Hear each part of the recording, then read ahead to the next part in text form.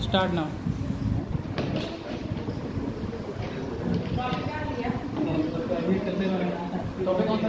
ये देखो बोर्ड पे लिखा हुआ है सूर्य का, हाँ, सूर्य का और पृथ्वी पर ऊष्मा का बंधन।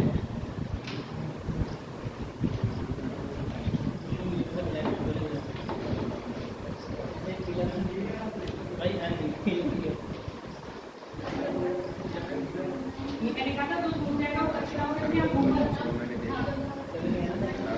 तुम मुझसे 15 मिनट पहले जल्दी आता ना था, मैं जल्दी आता हूँ, ठीक है?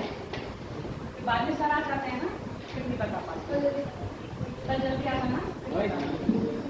जिसको भी डाउट रहा करे क्लास में थोड़ा 10-15 मिनट पहले आ जाए करो पूछने के लिए, ठीक है?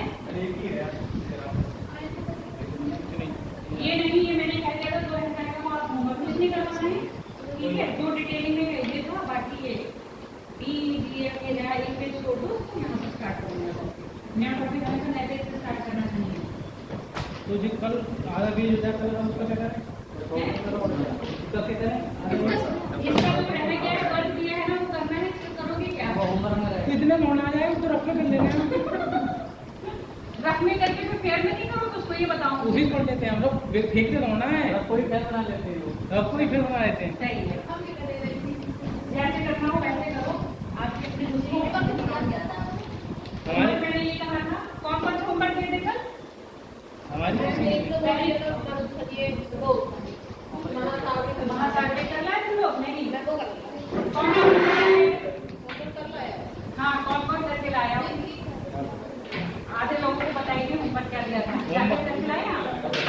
कल बताया था, लास्ट में स्टार्टिंग में बताया क्या? अपने दोस्त कैसे हैं तुम्हारे, तो तुम्हें बताते हैं।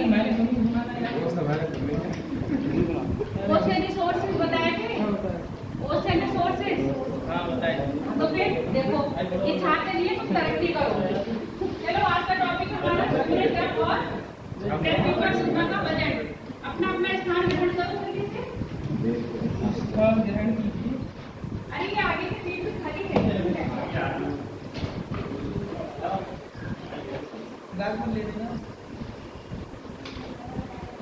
पहले हम बात करेंगे सूर्य तप। सूर्य तप से आपका अभिप्राय क्या है, क्या समझते हो? सूर्य तप क्या है? सूर्य का तपना, सूर्य तो बेचारा रोज ही तपता है।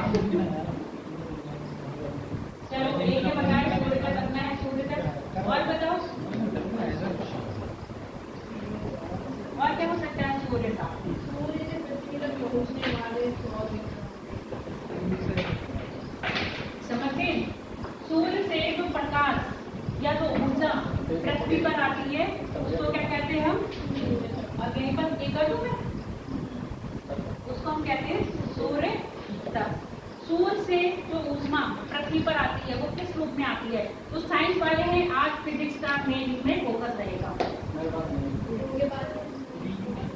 आज में फिजिक्स का है मेन रोल। इतना दिन में आपका सारा क्या है, लाइट चैप्टर सुना है ना? फिजिक्स में लाइट, पूरा लाइट इसी पर बेस्ड है आज, ठीक है? चरण के पास डेफिनेटली फिजिक्स रही है। अरे रही है,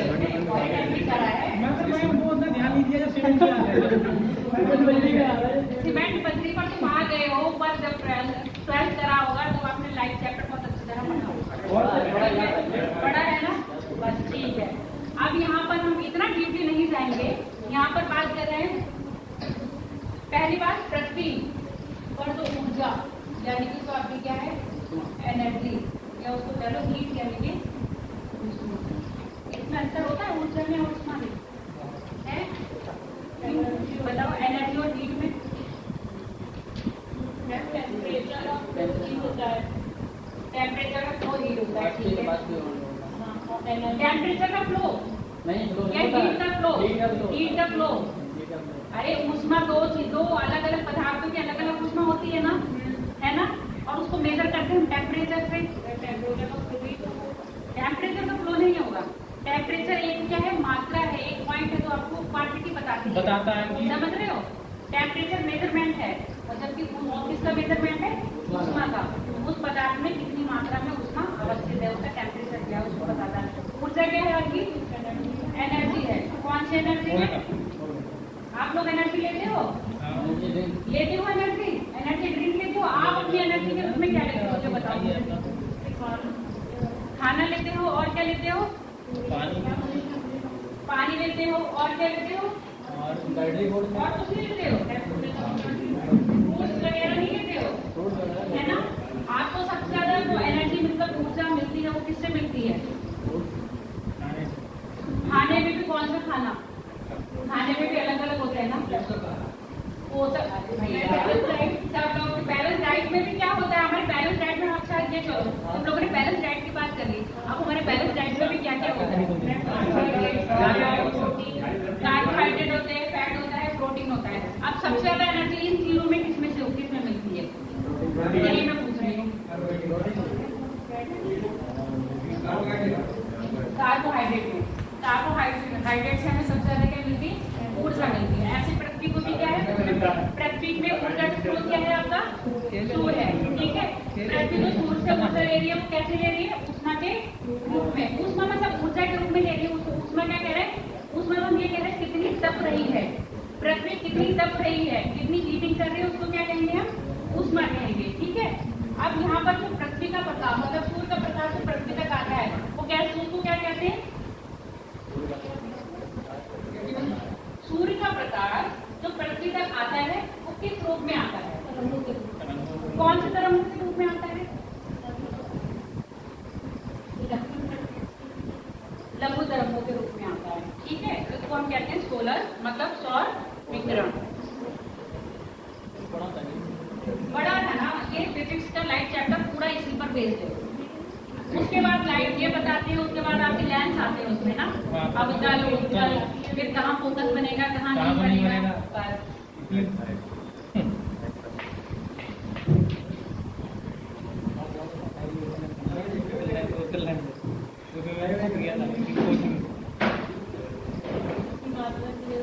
ठीक है, जो आपका सौर विकिरण है वो पृथ्वी पर कैसे आता है? लघु कणों के रूप में। प्रकाश को देखा है ना, छोटे छोटे छोटे छोटे कणों के रूप में क्या करता है? गति करता है प्रकाश। तो किसको कहेंगे आप? लघु तरंग के रूप में क्या करता है? पृथ्वी पर आता है। और जब ये पृथ्वी पर आता है, अब मैंने एनर्जी की बात करी थी, अब यहाँ पर सुनो, आप अपनी बॉडी में कितनी एनर्जी ले रहे हो? जितनी आपको नीड है उतनी लेते हो। उसके बाद मतलब उतना खाना खाते हो जितना आपको खाना चाहिए, उसको ओवर नहीं करते हो। अगर ओवर हो जाता है तो आप हटा देते हो, ठीक। यहाँ पर आपने क्या कर लिया? एनर्जी ले ली। आप उस एनर्जी को स्टोर करोगे तो आप क्या हो जाओगे? अगर उस एनर्जी को आप रिड्यूस नहीं करोगे, खत्म नहीं करोगे, तो आपकी बॉडी में फैट बनेगा, मतलब आप कैसे हो जाओगे? मोटे हो जाओगे। तो आप क्या हो जाओगे? एक तरह से बीमार होने लगोगे ना। मोटा शरीर क्या है? जैसे कहते हैं ना स्वस्थ शरीर ज्यादा चलने मिलेगा। तो ऐसी पृथ्वी भी क्या करती है? तुम लोग अपने आप ही अपने आप को बैलेंस करने के लिए क्या करते हो? जितनी एनर्जी देते हो इनटेक करते हो, उतना ही क्या करते हो आप? रिड्यूस करना है। रिड्यूस कैसे करोगे? आप वर्क करोगे ना, करते हो कि नहीं? बिल्कुल करते हो। और नहीं करते हैं जो नहीं करते हैं, खा के एकदम लेट जाते हैं, उनका क्या होता है? फैट बढ़ जाता है ना, उनके शरीर में फैट बढ़ जाता है और एनर्जी लेवल उनका क्या होता रहता है? डाउन होता रहता है। ऐसे सेम पृथ्वी है। पृथ्वी उतनी ही हीट लेगी जितनी उसको चाहिए होगी, और नहीं चाहिए होगी उसके बाद क्या करेगी? उसको रिड्यूस कर देगी। आप जितनी एनर्जी ले ली है, उसने जितनी एनर्जी ले ली है उसको भी तो छोड़ेगी, अपने पास तो नहीं रखेगी ना। वही तो मैं कह रही हूँ, जितना आप खा रहे हो, खा लिया जितना खाना था, उसके बाद अब आपने जो एनर्जी मिली है खाने से उसको आप यूज भी तो करोगे। मतलब खा लिया, खा के बैठे तो आपने एनर्जी जीरो एनर्जी यूज करी ना। अगर खाना खा के बैठ गए तो आपने जीरो एनर्जी यूज करी। अब यहाँ पर क्या है? इसने एनर्जी ले ली पृथ्वी ने, अब उसको क्या करेगी? रिलीज करेगी, ठीक है। रिलीज करके अपना क्या करेगी? बैलेंस करेगी। तो पृथ्वी क्या है? अपने आप में बैलेंस रखेगी नहीं रखेगी? जैसे आप अपनी बॉडी को मेंटेन रखते हो, बैलेंस रखते हो कि ना हम ज्यादा मोटे हो ना हम ज्यादा पतले हो, ठीक रहे, ऐसे पृथ्वी भी क्या करेगी? अपने आप को बैलेंस करेगी। ना ज्यादा वो गर्म हो और ना ज्यादा वो ठंडी हो। क्लियर हो गई?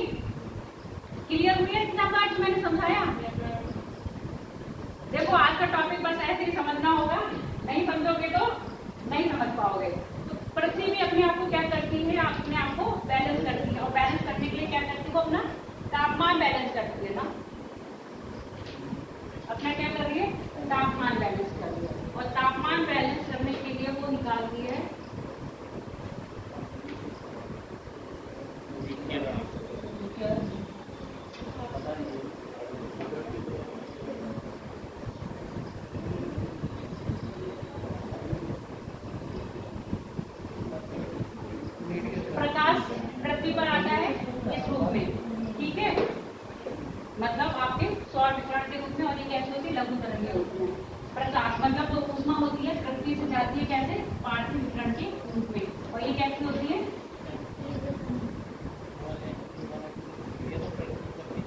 तीव्र तरंगे। जैसे आपने खाना खाया तो क्या सॉलिड रूप में खाया, पर जब आप उसको रिड्यूस कर रहे हो एनर्जी को तो क्या देखती है पसीने के रूप में जाती है ना, खूब दौड़ रहे हो खूब भाग रहे हो तो क्या होता है आपकी एनर्जी बाहर जाती है। ऐसे ये क्या कर रहा है, ये भी एनर्जी को क्या करती है रिड्यूस करती है, वो आपको दिखती नहीं है। पार्थिव क्यों कह रही हूँ, देखो अब जो एनर्जी रिड्यूस हो रही है, एक तो होता है संचलन, इसको क्या कहते हैं कंडक्शन, एक होता है संवहन कन्वेंशन, और एक होता है विवहन। एक में जरा इसका नाम भी क्या है, विहरण है विवहन है,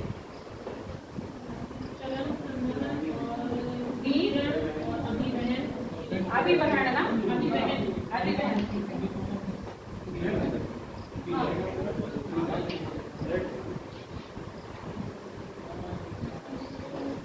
क्या बोलते हो बजट, ठीक है। अभी संचलन में क्या होगा बताओ, संचलन पढ़ा होगा हीट चैप्टर में पढ़ा होगा साइंस वालों ने, साइंस किसके पास नहीं है, हाँ बताओ हीट संचलन बताओ ऐसे तो मेरे पास ट्वेल्थ में रही है तब भी मुझे पता है ऊष्मा का प्रभाव नहीं है। अरे भैया अगर ऊष्मा का प्रभाव ये तो नॉर्मल ही बात है, सबको पता होता है ऊष्मा का प्रभाव कैसे होता है। हाँ हाई टू लो यानी कि उच्च ताप से निम्न ताप है ना, उच्च ताप वस्तु के निम्न ताप, जहाँ दो वस्तुओं में क्या होगा अंतर होगा वहां पर क्या होगा ऊष्मा का प्रभाव होगा। ऊष्मा का प्रभाव कैसे होगा हाई से लो की ओर, और तब तक होता रहेगा जब तक क्या दोनों बराबर ना हो जाए। क्लियर हो गया या नहीं। दो पिंड असमान ताप के एक साथ रखे हैं, ठीक है, एक गर्म है और एक ठंडा है। जब वो दोनों संपर्क में आते हैं तो क्या होता है हीट क्या होती है जो गर्म होती है वो किस तरफ आती है ठंडे की तरफ, लो की तरफ, उसको क्या करेगी ठंडा करेगी। जब तक वो उसको गर्म करेगी, जब तक वो दोनों एक तापमान में नहीं आ जाते जब तक उनका हीट का क्या होगा आदान प्रदान चलता रहता है। जब वो दोनों एक ही ताप पर आ जाएंगे तो उनका आदान प्रदान क्या हो जाएगा बंद हो जाएगा। क्लियर या नहीं।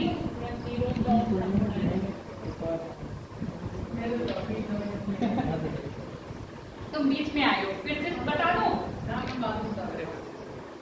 तो हीट का पहला क्या है संचालन, दूसरा है संवहन। संवहन कैसा होगा लंबवत होगा, कैसा होगा। अब जैसे मान लो देखो पृथ्वी है, अब सुनते जाओ, पृथ्वी है सूर्य का ताप यहाँ पड़ा, ठीक है, तो ये वायुमंडल क्या हो गया है, ये वायुमंडल बना दिया।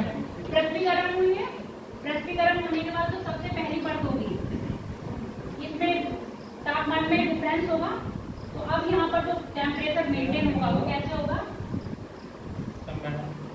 संचालन यानी कंडक्शन, ठीक है। पहली स्टेज में क्या होगा कंडक्शन होगा, उसके बाद दूसरी स्टेज अब ये गर्म हो गया, अब यहाँ पर कंडक्शन नहीं हो पाएगा, क्या होगा संवहन। क्या होगा संवहन। संवहन कैसे चलेगा लंबवत यानी कि ये गर्म, ये परत गर्म हो गई है, इसके बाद उसके संपर्क में दूसरी परत आ रही है उसको गर्म करेगी। अब क्योंकि पृथ्वी क्या है गोल है तो यहाँ की जो पहली परत होगी वो एक समान गर्म होगी, इसके बाद दूसरी परत होगी उसमें क्या होगा ऊष्मा का प्रसार।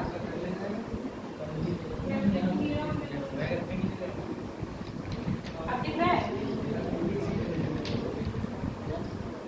लंबवत होगा, ठीक है। अब यहाँ पर जो बात करते हैं अभिवहन की, अभिवहन तो मैं अक्षांश और दशांश तक पढ़ाए हुए हैं, इसमें क्या होगा ऊष्मा का प्रभाव क्षैतिज होगा।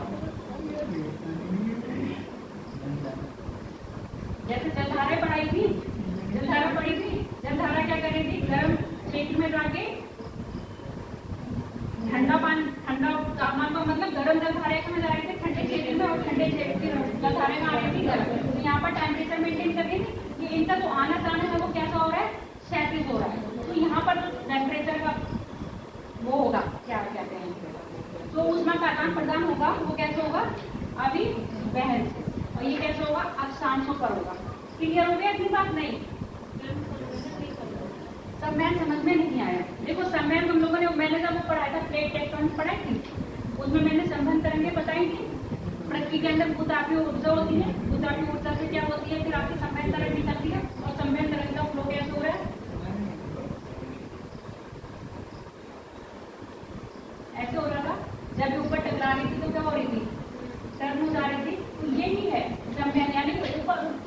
ऊपर उठ के क्या कर रही है, ऊपर वाली परतों को फिर गर्म कर रही है।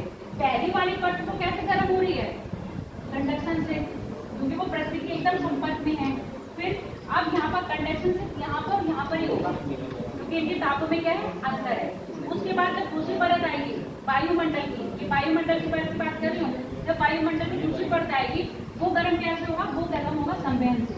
संवहन कैसे, संवहन करेंगे, जब ऊपर उठेंगे गर्म होंगे तो क्या करेंगे, ऊपर वाले वायुमंडल को गर्म करते जाएंगे। क्लियर हुआ या नहीं, अब समझ में आ गया। और ये कैसे चलेंगी, ये आपके अक्षांश के तरह, जैसे आपकी गर्म जलधाराएं ठंडी जलधाराएं चलती है उस तरह से। इतनी बात क्लियर हो गई है, ठीक है। अब पृथ्वी पर टेम्परेचर बताओ, एक समान रहेगा या अलग अलग रहेगा, अलग अलग क्यों रहेगा, ट्रॉपिकल, और उसके साथ उसकी और भी वजह हो सकती है पृथ्वी पर, पृथ्वी का रोटेशन हो सकता है, और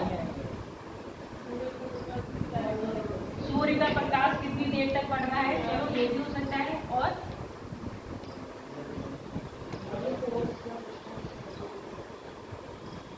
फोर्स नहीं होगा, 2 पॉइंट बताए हैं, और बताओ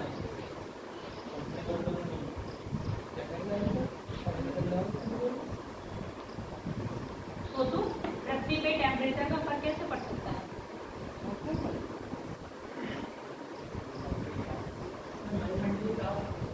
वायुमंडलीय ताप एक बार मान लेते हैं, पड़ता है, परफेक्ट ज्यादा नहीं पड़ेगा। और क्या हो सकता है, स्थलाकृति हो सकती है, ठीक है। पृथ्वी की सूर्य से दूरी भी हो सकती है, स्थलाकृति नहीं हो सकती है क्या, हो जाएगी, क्योंकि देखो जहाँ पर क्या होंगे, नॉर्मल है, एक हो जाए यहाँ पर ऐसे डिवाइड कर लो, एक तरफ सूखा बंजर जमीन ले लो, ठीक है, दूसरी तरफ हरा भरा खेत खलियान ले लो या पौधों वाला ले लो, तो ज्यादा गर्म कौन होगा, कम गर्म कौन होगा, गर्म तो दोनों होंगे, ज्यादा कम की बात कर रहे हैं, कौन सा पहले गर्म होगा या ज्यादा गर्म होगा, बंजर जमीन ज्यादा गर्म होगी, जबकि वहाँ पर हरे भरे खेत पौधे है खलियान है, वहाँ ज्यादा गर्मी नहीं, क्योंकि वो क्या करेंगे, जहाँ पौधे होंगे वहाँ का सूर्य का प्रकाश डायरेक्ट नहीं पड़ रहा होगा, पत्तों पर जाके पेड़ों पर जाके क्या हो रहा, टकरा के वापस जा रहा होगा, और जबकि जहाँ जमीन क्या है, सीधे बंजर है, वहाँ पर सूर्य का प्रकाश सीधे आके और सीधे ऑब्जर्व कर रहे हैं। क्लियर हो गया, फर्क पड़ेगा, तभी तो जब ऊंचाई पर भी जाएंगे तभी, क्योंकि प्रकाश कैसा पड़ेगा, तिरछा पड़ता है ना, और साथ ही साथ प्रकाश का जो पड़ना नीति कोण जो बनाता है, यानी कि इंसिडेंट एंगल ऑफ इंसिडेंट जो बनता है वो भी कैसा बनता है, उस पर भी डिपेंडेंट होता है। अभी जब मैं बना के बताऊंगी तब, क्योंकि सूर्य का प्रकाश कहीं सीधा पड़ता है और कहीं तिरछा पड़ता है, तो जहाँ तिरछा पड़ेगा वहां पर अर्थ जो होगी ज्यादा जल्दी गर्म होगी या कम गर्म होगी या धीरे से गर्म होगी, कम गर्म होगी और धीरे से गर्म होगी, और क्षेत्रफल भी उसका क्या होगा, ज्यादा होगा, ज्यादा है, क्योंकि आप देखो ना, जब आप आपको ग्लोब पे बता रहे तो कितना है, 23.5 से 23.5 तो है, यहाँ पर सूर्य का प्रकाश लंबवत पड़ता है, और ये एरिया कैसा होगा, ऊपर और नीचे कंपेयर में क्या होगा, कम होगा ना, तो जहाँ सूर्य का प्रकाश तिरछा पड़ रहा है वहाँ पर क्या होगा, टेम्परेचर कम मापा जाएगा, और जहाँ सूर्य का प्रकाश 90 डिग्री का एंगल बना रहा है वहाँ पर क्या होगा, आपका टेम्परेचर ज्यादा होगा। क्लियर हुई इतनी बात जो समझाई है, अपने पड़ोसी से पूछो तुम्हें समझ में आया है, नहीं समझ में आया, आज हम बात कर रहे हैं इसलिए समझ में नहीं आएगा,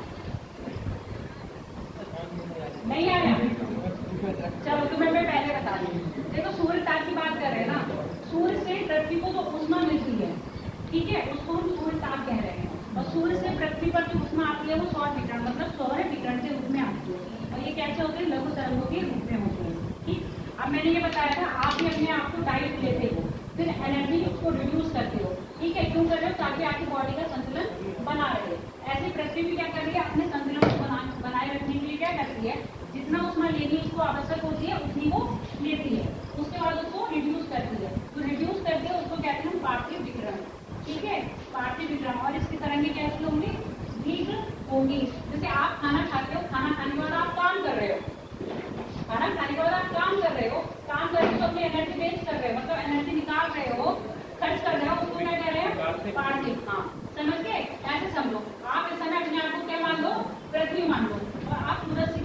हीट, सूरज के पास उतनी देर बैठोगे जितनी आपको जरूरत होगी। ज्यादा गर्मी होगी तो चिल मिला के अंदर आ जाओगे ना, आओगे कि नहीं। उसके बाद तो एनर्जी आपने ली है। अब खाने की बात कर रहे हैं, हम सूर्य की बात नहीं कर रहे। खाने से जितनी एनर्जी ली आपने उसको क्या कर रहे हो, रिड्यूस करने की कोशिश करोगे।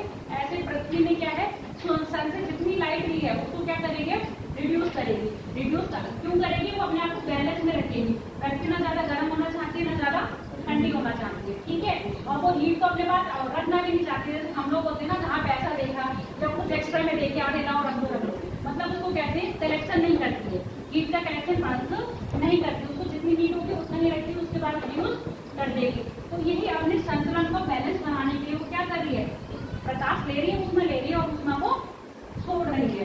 क्लियर है। अब सूर्य से जितना भी प्रकाश मतलब हीट आपके अर्थ पर आती है, क्या 100% अर्थ को मिलती है?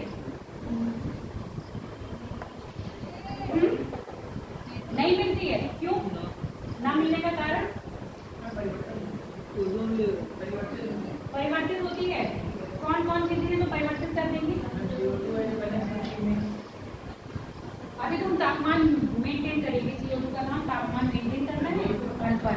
मैं ये कह रही हूँ जो हीट पूरी आ रही है, मतलब बिल्कुल 100% है।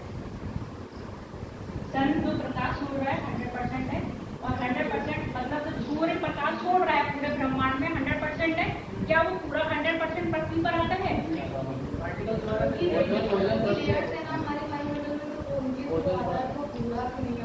पूरा नहीं आ पाएगा। और पहली बात तो आधा तो ब्रह्मांड में चला जाता है, ठीक है। कुछ हिस्सा जो पृथ्वी पर आता है, मान लो वो कुछ हिस्सा हम क्या कह रहे हैं 100% मान रहे हैं। जैसे कल तुम पूछ रहे थे ना, 100 में से भी मैंने उसको काट कर दिया कि पृथ्वी पर जितना आ रहा है उसको हम 100 मान लेते हैं, उसको हम 100 मान लेते हैं। अब इस 100 में से भी क्या पूरा 100 पृथ्वी ऑब्जर्व कर रही है? नहीं कर रही है। क्यों? रिफ्लेक्ट कर रहे हैं। कौन कौन से कारण हो सकते हैं रिफ्लेक्ट करने के? छोटे छोटे पार्टिकल्स होते हैं, आपके वायुमंडल हो गए और आपके क्या होगा बादल। आज देखो बादल लगेंगे, सूर्य का प्रकाश पूरी तरह पृथ्वी पर आ रहा है, चाहे नाश्ता कर रहा है। ऐसा तो नहीं है कि सूर्य नहीं निकला है, सूर्य निकला है और उतनी ही प्रकाश से निकला है, उतनी ही ऊष्मा के साथ निकला है जितनी ऊष्मा के साथ यही निकलता है। और आज क्या है, आपके सौरमंडल में क्या बन गए हैं, बादल बन गए हैं।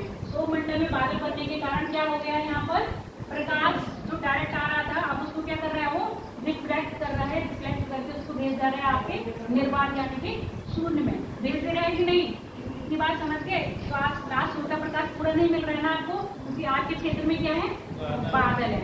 साथ ही साथ धूल के कण भी होते हैं और आपकी कुछ गैसेस भी होती हैं जो क्या करती हैं, और जलवाष्प भी होते हैं जो क्या करते हैं, सूर्य के प्रकाश को ऑब्जर्व करते हैं, रिफ्लेक्ट करते हैं।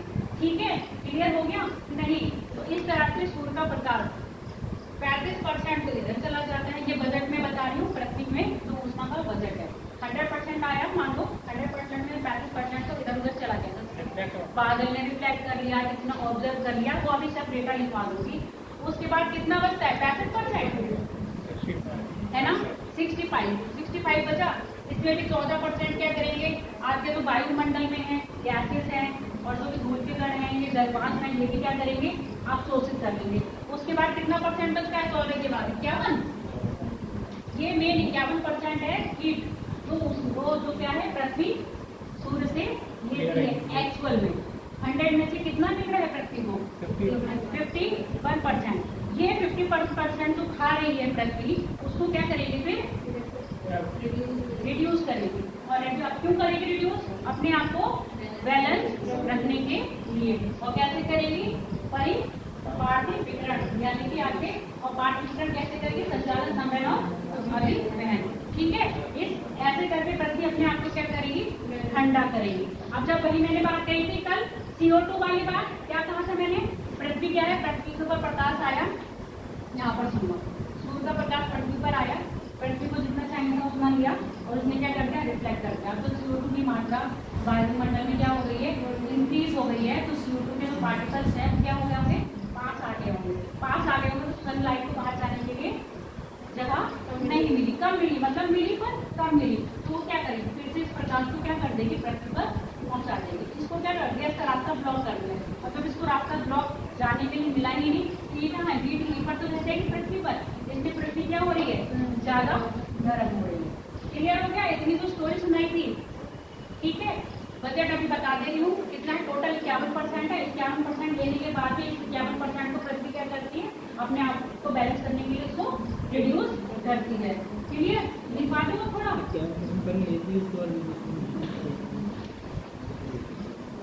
अरे लिखवाने से पहले उसको बता दूँ।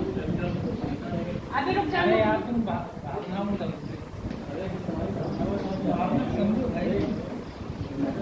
अब देखो बताया था पृथ्वी पर जो तापमान टेम्परेचर होता है उसमें क्या होता है, डिफरेंस पाया जा रहा है। पहला डिफरेंस है पृथ्वी का घूर्णन, रोटेशन है ना। पृथ्वी एक तो अपने अक्ष पर क्या कर रही है, घूम रही है, और अपने अक्ष पर क्या है, पृथ्वी झुकी हुई है, और साथ ही साथ सूर्य की क्या कर रही है, परिक्रमा कर रही है। यहाँ पहले एक चित्र बना लो। ये बना रहे हैं हम सन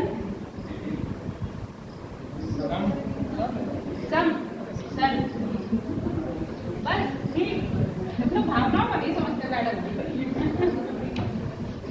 शब्दों पे जाना है, तुम लोग शब्दों पर जाते हो।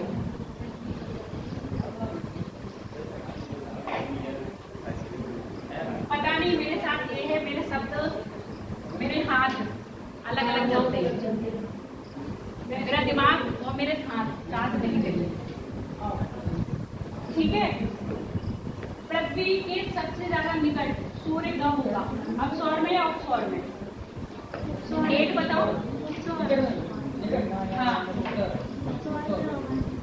ऑफशोर में। और सबसे ज्यादा दूर कब होगा, ऑफशोर में। ठीक है। डेट बताओ। 4 जुलाई को सबसे ज्यादा दूर होगा और 3 जनवरी को सबसे ज्यादा पास होगा। यानी ये वाला समझ लो, फिर बताऊंगी। 4 जनवरी को 7 जुलाई और 3 जनवरी। देखो ये सब है मेरे। ये बनाना पड़ेगा।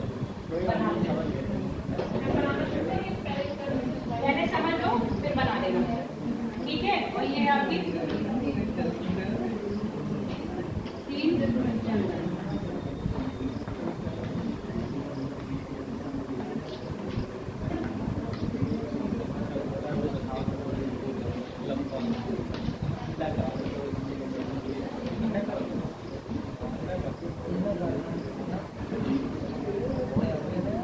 ये नॉर्थ पोल है, ये साउथ पोल है।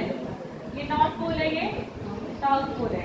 अब ये बताओ हम लोग कहाँ पर है, उत्तरी गोलार्ध में या दक्षिण गोलार्ध में?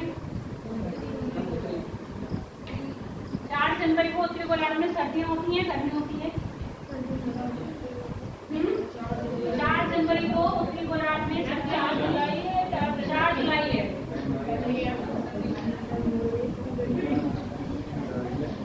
अरे भाई 15 करोड़ 20 लाख किलोमीटर। ठीक है। 14 करोड़ 70 लाख किलोमीटर। ये क्या है, सूर्य से पृथ्वी की दूरी, सूर्य से पृथ्वी की दूरी। 4 जुलाई को उत्तरी गोलार्ध में क्या होती है, गर्मी होती है। ठीक है। गर्मी होती है ना अपने यहाँ, और सूर्य सबसे ज्यादा दूर उस दिन होता है किससे, पृथ्वी से। तो जितनी गर्मी उत्तरी गोलार्ध में पड़नी चाहिए उतनी गर्मी नहीं पड़ती है। कारण क्या है, पृथ्वी से सूर्य की दूरी। यानी कि तो यहाँ पर इस समय सूर्य का ताप, जो तापक्रम होगा, सौर्य ताप अधिक होगा या कम होगा? क्लियर बात है, कम होगा। अब यहाँ पर सूर्य की पृथ्वी से दूरी 3 जनवरी को ज्यादा है या कम है? कम है। और उत्तरी गोलार्ध में इस समय सर्दियां होंगी या गर्मी? वो सॉरी दक्षिणी गोलार्ध में सर्दियां होंगी या गर्मी? कितना उनके साथ और अध्याय करा है। दक्षिणी गोलार्ध में एक तो गर्मी है, ऊपर से सूर्य सबके निकट है, तो जितनी गर्मी पड़नी चाहिए उससे ज्यादा गर्मी पड़ रही है। यानी कि सूर्य की ऊष्मा जितनी यहाँ पर ज्यादा होगी ना, सूर्य तापमान यहाँ पर सूर्य का अधिक मिल रहा होगा। लगभग अगर कंपेयर करें तो 60% अधिक सूर्य ताप मिलता। क्या हो गया? वहाँ के लोग कैसे होते होंगे? अफ्रीका गए हो? नहीं गए हो? अफ्रीका कॉन्टिनेंट के मोस्टली जो इक्वेटर इधर होते हैं आपके, ये साइड देखो, आपका केन्या, तंजानिया, नामीबिया, ये साइड देखो, इनके ऊपर और ये तो यहाँ पर लोग अधिकतर कैसे मिलेंगे? काले। ठीक है। क्लियर हो गया? ये अच्छे से बना लो। ये कौन सी हो गई? आपकी स्थिति अपस्वर की उपस्वर, और ये हो गई अपस्वर। बना लो। पहला कारण हो गया ताप में विविधता का, सूर्य से पृथ्वी की दूरी।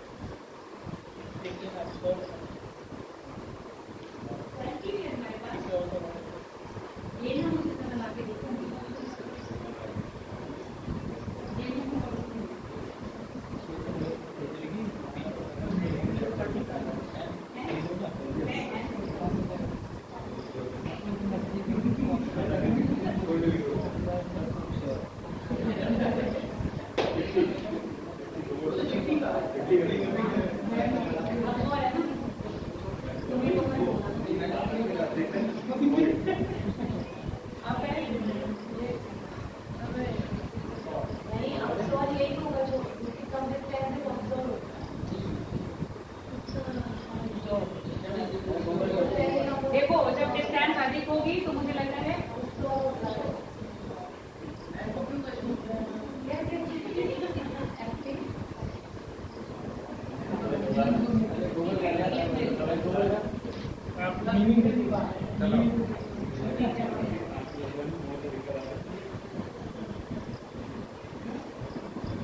आप क्या होगा? मैंने सॉरी होगा बंगाली वाला उपस्वर है, उपस्वर है। इसमें और वो कैसे याद करा करूँ? जब सुनो, जब सूर्य है तो आप यानी कि ऊपर है, ठीक है, और जब कम है तो वो यानी कि डाउन है, ऐसे याद करें। इसकी ट्रिक याद करें, चीजें बहुत भूलते हैं आप सौर और उपस्वर की। बस मुझे डेट याद रहती है, डेट में कैसे याद कर ली हूँ है? डेट कैसे याद कर ली है? देखो जब हम उत्तरी गोलार्ध में है ना, उत्तरी गोलार्ध में जिस समय सर्दियाँ गर्मियाँ पड़ रही हैं उस समय सूर्य हमसे बहुत दूर है, ठीक है, सूर्य बहुत दूर है, तो जितनी गर्मी पड़नी चाहिए उतनी गर्मी नहीं पड़ रही है। और दक्षिण गोलार्ध में, और यहाँ दक्षिण गोलार्ध में जाओगे 4 जनवरी को क्या होगा आपका, 3 जनवरी को वहाँ पर गर्मी होगी, गर्मी होगी तो वहाँ पर क्या होगा, सूर्य नजदीक होगा और बहुत ज्यादा गर्म होगा। कितना हो गया? अब यहाँ पर 4 स्थिति बना लो पृथ्वी की। हाँ इसी में मैं किसी में बनाऊंगी, आप लोग अलग बनाओ।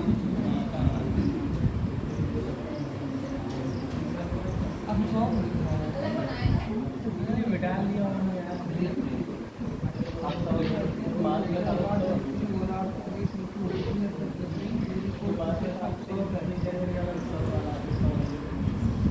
यार होगा। आप लोग अलग बनाओ, ये तो मैंने कहा आप लोग अलग बनाओ, मैं इसी में बना रही हूँ। इसी बनाने में? अरे भैया आप लोग अलग बनाओ। अगर मैं हल्के बोलने वाली मेरी आवाज होती तो पता नहीं सूर्य की स्थिति यही रहेगी, पृथ्वी की स्थिति चेंज हो रही है।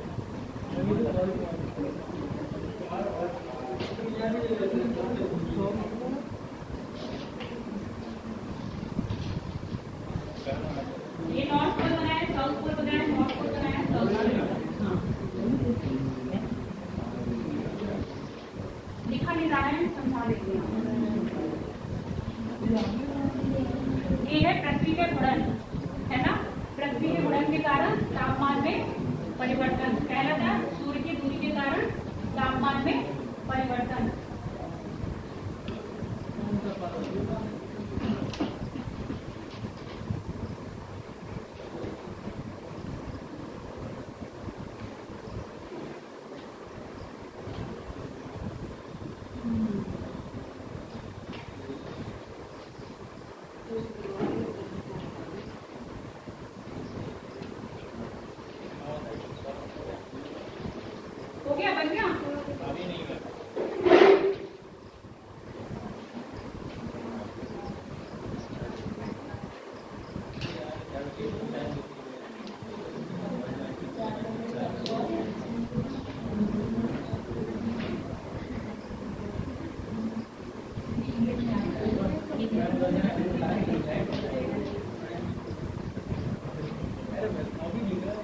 चलो आप समझ लो।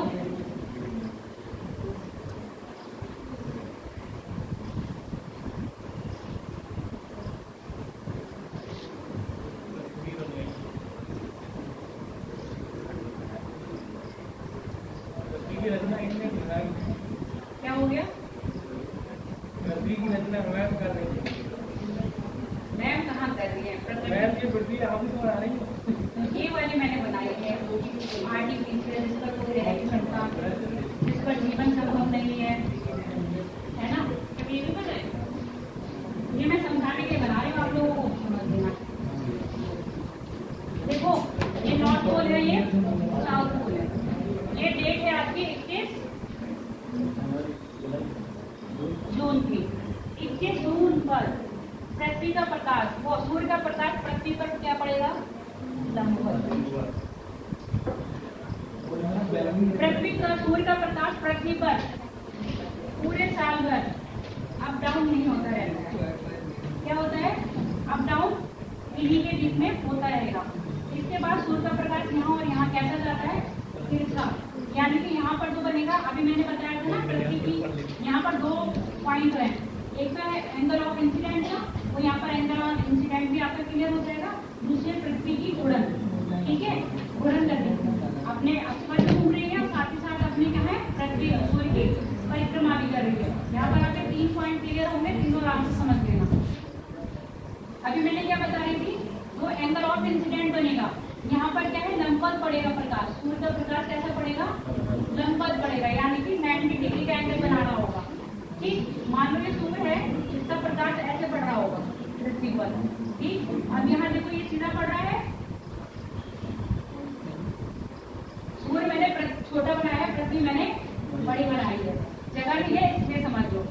अब यहाँ पर सूर्य है, सूर्य का प्रकाश यहाँ पड़ेगा, तिरछा पड़ेगा, और यहाँ पड़ेगा कैसा पड़ेगा? लंबवत, यानी कि 90 डिग्री का कोण बनाएगा। जैसे जैसे ऊपर जाएगा कोणों का मान क्या हो जाएगा? कम होता जाएगा। जब ये ध्रुवों को पहुंचेगा, ध्रुवों के पर सूर्य का प्रकाश नहीं पहुंचता है, तो यहाँ पर क्या होगा? रातें होंगी ना, यहाँ पर क्या होगी? रात होगी। अभी ऐसे समझ लो पृथ्वी मैंने सीधी बनाई है, अभी घुसाई नहीं है, पृथ्वी क्या है?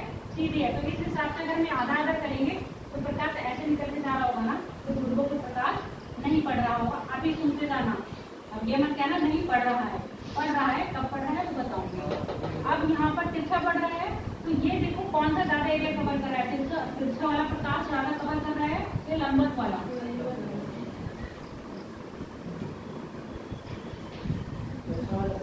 तिरछा वाला ज्यादा कर रहा है। ठीक है, अब जब प्रकाश तिरछा पड़ रहा है, यानी लंबवत नहीं पड़ रहा है, तो इसको पृथ्वी को हीट करने में ज्यादा टाइम लगेगा। ठीक, और ज्यादा क्योंकि प्रकाश की मात्रा क्या आ रही है? कम आ रही है, और एरिया में उसको क्या करना है? ज्यादा करना है, गर्म। ठीक है, और उस पर भी वायुमंडल आ जाएगा। वायुमंडल भी क्या करेगा? जो प्रकाश आएगा उसको रिफ्लेक्ट भी तो करेगा, है ना? कुछ ऑब्जर्व करेगा, कुछ रिफ्लेक्ट करेगा। तो यहाँ पर जो टेम्परेचर रहेगा क्या रहता है? ध्रुवों की अपेक्षा, वो विषुवत की अपेक्षा ध्रुवों पे टेम्परेचर कैसा रहेगा? कम रहता है। क्लियर हो गया या नहीं? विषुवत पर ध्रुवों की अपेक्षा टेम्परेचर कैसे रहता है? कम रहता है, जबकि यहाँ पर ज्यादा रहता है। क्यों? एरिया भी कम कवर करना होता है और प्रकाश भी कैसा आ रहा है? लंबवत पड़ रहा है। ठीक है, डायरेक्ट पड़ रहा है, और यहाँ पर मतलब डायरेक्ट पड़ रहा है, यहाँ पर सीधी रेखा में पड़ रहा है, यहाँ पर तिरछा पड़ रहा है। इतनी बात क्लियर हो गई? अब 21 जून को सूर्य का प्रकाश पड़ता है लंबवत, यानी कि कहाँ पड़ता है? आपके कर्क रेखा पर। कर्क रेखा पर इस समय उत्तरी गोलार्ध में क्या होता है? गर्मी होती है, गर्मी होती है। आपसे क्वेश्चन कभी कभी ये पूछ किया जाता है ऐसे, मान लो आप इस देश की, मतलब इस राज्य की राजधानी में खड़े हैं, ठीक है, और आपकी परछाई शून्य है, आपकी परछाई नहीं है, राजधानी का नाम बताइए। तो आपसे ऐसे पूछता है, आप बताओ ऐसी कौन सी राजधानी जो कर्क रेखा पर? रांची है, और भोपाल भी है। रांची जो भोपाल भी है। ठीक है, इस तरह के क्वेश्चन पूछे जाते हैं। आप मान लो ये है, आप दक्षिण गोलार्ध में हैं, दक्षिण गोलार्ध में खड़े हैं, और आपकी क्या है? परछाई सबसे ज्यादा छोटी है, तो कौन सा दिन होगा वो?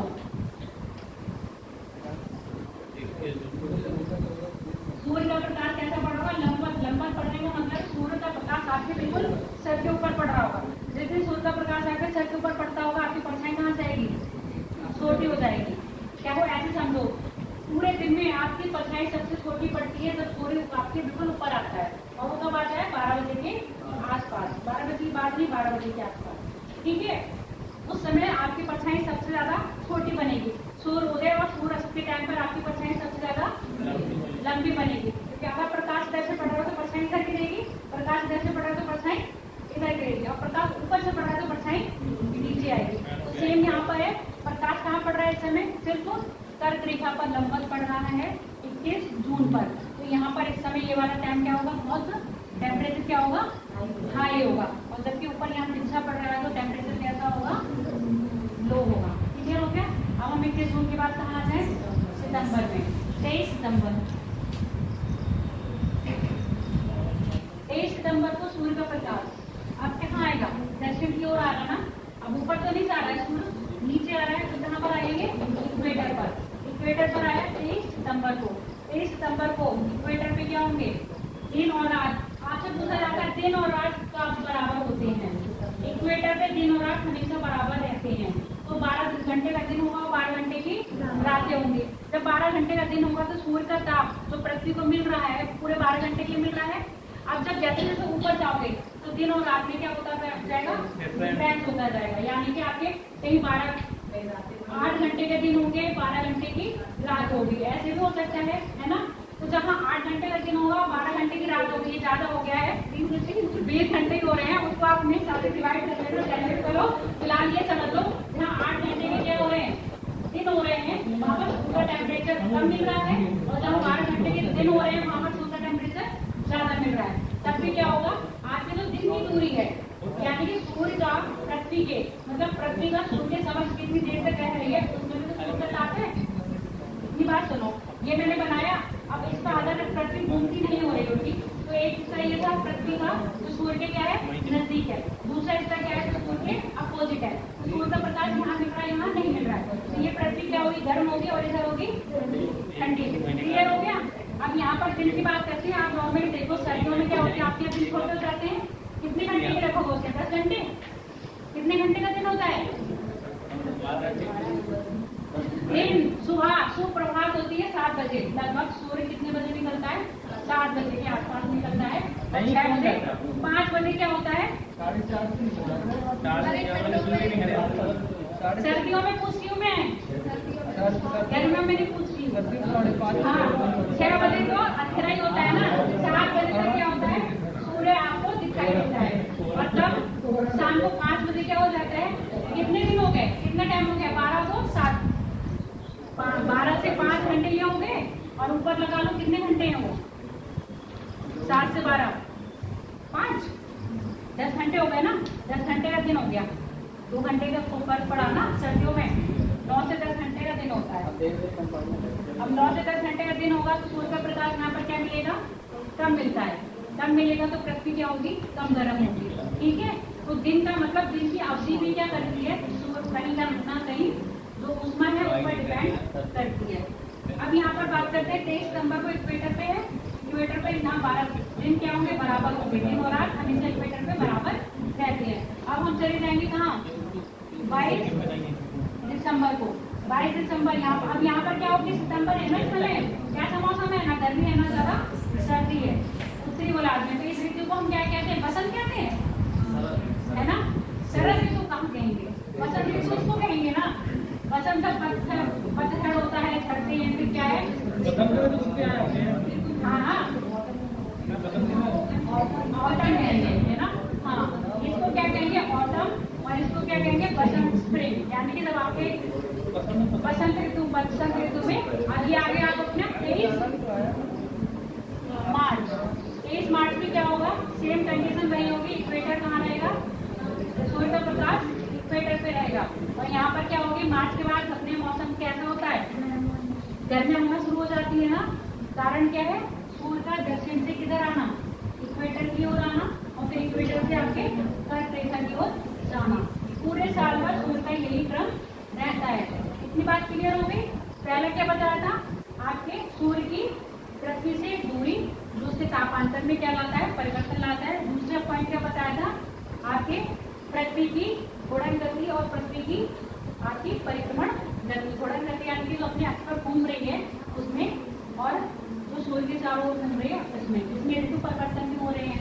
देख लिया कैसे सर्दी आ रही है और कैसे गर्मी आ रही है। अभी यहाँ गर्मी है और अब यहाँ पर अपने यहाँ सर्दी हो जाएगी, और यहाँ पर क्या हो जाएगी, गर्मी। दक्षिण गोलार्ध में इस समय क्या होगी, दिसंबर में गर्मी, और जबकि अपने यहाँ होगी सर्दी। और अपने यहाँ जब गर्मियाँ होंगी तो दक्षिण गोलार्ध में क्या होगा, सर्दी। कभी कभी आपसे ऐसे पूछा जाता है एकमात्र ऐसा देश जो गर्मी में क्रिसमस मनाता है, ऑस्ट्रेलिया। ठीक है, वैसे तो अफ्रीका भी आता है आपका, साउथ अफ्रीका, और मेनली क्या होता है आपके ऑस्ट्रेलिया का ही क्वेश्चन आता है। ऐसे चिली भी हो जाती है, अर्जेंटीना भी आ जाता है। कल 23 सितंबर है, जैसा सूरज का प्रकाश सीधे लंबन पड़ेगा आपके इक्वेटर पर, और कल इक्वेटर पर दिन और रात बराबर होंगे। टाइम क्या देखना, आप इक्वेटर से नहीं रह रहे हो, आप अपना टाइम 21 जून को देखा करो। आपको अपना टाइम देखना है तो 21 जून को देखा करो। 21 जून को पृथ्वी का प्रकाश लंबन को, सूर्य का प्रकाश कर्क रेखा पर लंबन पड़ता है, और चूंकि आप कर्क रेखा से उत्तर में रह रहे हो, आप कहाँ हो, कर्क रेखा के उत्तर में रह रहे हो, तो आपको इतना पता नहीं चलेगा। जो राजस्थान, मध्य प्रदेश, झारखंड के क्षेत्रों में रह रहे हैं उनको इससे ज्यादा पता चलता है, उस दिन ज्यादा गर्म नहीं होता है। क्लियर हो गया है? चले जाओगे, इतनी बात समझ में आ गई। अब और बात कर लूँ या मैं जितना भी पढ़ाया उतना लिखवा दूँ थोड़ा? नहीं, मेरी इच्छा तो अभी आगे और पढ़ा दूँ, है ना, समझा दूँ। अब मैंने ये बात करी टेम्परेचर की, ठीक है। ये टॉपिक तुम्हारा जो आपका दाखला होता था ये कंप्लीट हो गया। ऊष्मा का बजट और क्या है, आइसोलेशन कैसे होता है। अब आपका आ रहा है टेम्परेचर, क्या है, तापमान। इसकी भी अंतर्गत इसको लिखवा दूंगी, चिंता मत करो। नहीं लिखवा पाई तो आपको PDF सेंड कर दूंगी और उसको आप पढ़ लीजिएगा। लिखवाने में टाइम लग जाता है ना, और फिर सिलेबस भी नहीं हो पाएगा। लिखवा दो, हेडिंग डालो आपने यहाँ। क्या हेडिंग डालना?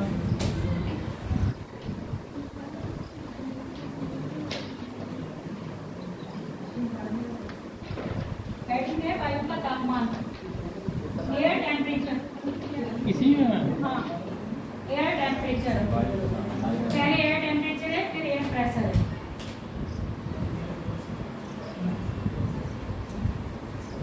वायु का तापमान।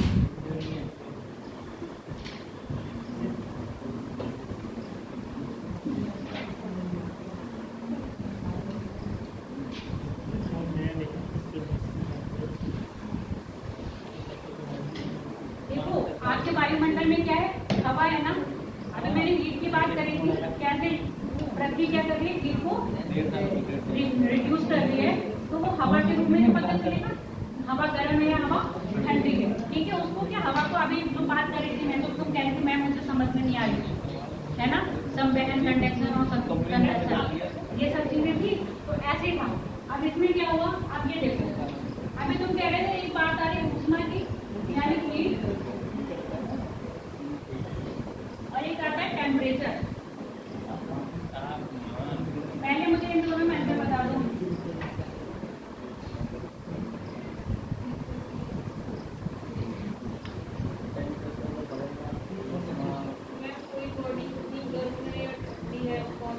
बताओ, अब नया टॉपिक स्टार्ट। ऊष्मा में और टेम्परेचर में अंतर बताओ। ऊष्मा किसे कहेंगे और टेम्परेचर किसे कहेंगे? साइंस वाले कौन कौन है? एक और आज तो मैजिक तुम्हारा भी पता कर लेंगे, मुझे तुम साइंस की और मैथ से है, और तुम बीएड की टॉपर।